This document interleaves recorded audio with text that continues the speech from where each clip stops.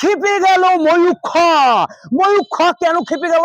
আসুন দেখি ময়ূখ কেন খেপে গেল, কেন খেপে গেল।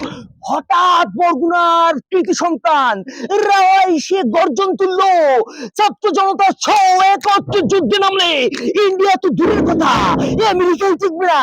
এই কথায় ময়ূখ এখন দিশেহারা, সে শেষ পর্যন্ত দখল নিতে আমাদের বরগুনা। আসুন দেখি। ভারত তো দূরের কথা, আমেরিকা আমাদের সাথে টিকবে না ইনশাআল্লাহ। আমরা বলে দিচ্ছি 4 দিনের মধ্যে আমরা কলকাতা দখল করে নেব। ইনশাআল্লাহ, আমাদের ইস্টার্ন কমান্ড আমরা দখল করে নেব।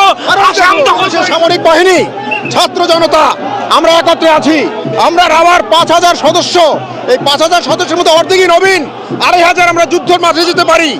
আর এর সাথে যদি 30 লাখ ছাত্র জনতা যোগ হয়, তাহলে ভারত তো দূরের কথা, আমেরিকা আমাদের সাথে টিকবে না ইনশাআল্লাহ। বরগুনা কি তখন সহজ? তার আগে আপনাদের জানিয়ে নাকি, আসুন আসুন আমার সাথে আসুন, আসুন আসুন আসুন আসুন।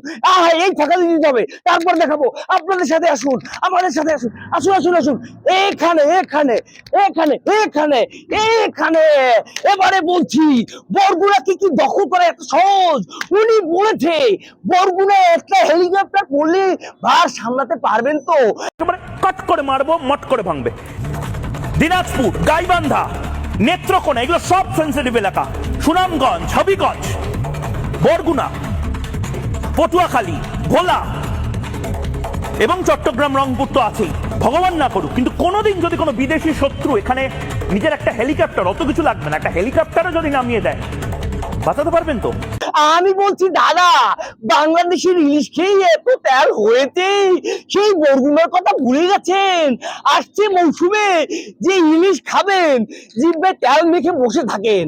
আমরা সম্প্রীতির বাংলাদেশ, আপনি ভুলে যাবেন না দাদা। বরগুনা হিন্দু, মুসলমান, বৌদ্ধ, খ্রিস্টান সবাই একত্রে মিলেমিশে বসবাস করে। আপনাদের চিকন মধ্যে আমরা বুঝি দাদা, ওই কৃতি সন্তান একজন জেগেছে, এরকম হাজারো কৃতি সন্তান আছে, তাদের ভার আপনি সামলাতে পারবেন তো?